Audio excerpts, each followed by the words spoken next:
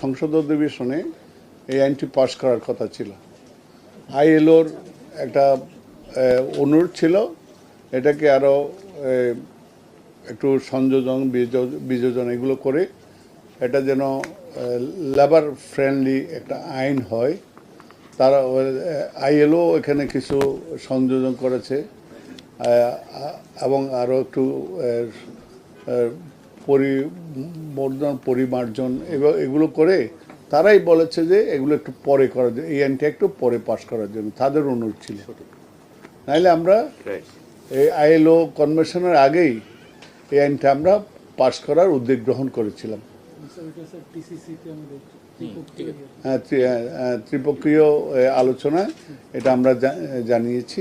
তো আমার মনে হয় আমাদের এখানে আগ্রহের কোনো কমতি নেই, খুব দ্রুতই হয়ে যাবে, এটা খুব দ্রুত হয়ে যাবে। আমি আশা করছি যে